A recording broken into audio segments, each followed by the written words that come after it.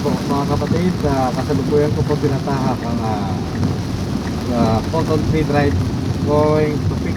Pero I'm just only going to McDonald Road, park my car.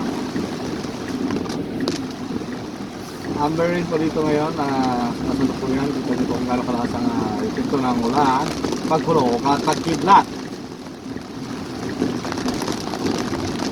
Ito, nakikita niyo po, para po isang tsunami. Ano kayo kung makakawin?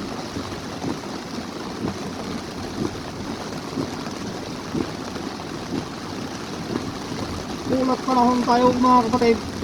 Dito po sa kasalukuyan, nakuha na dito sa Hong Kong upang ibigay ang balita sa iyo regarding dito sa pagkukulong ng ulan dito sa Hong Kong.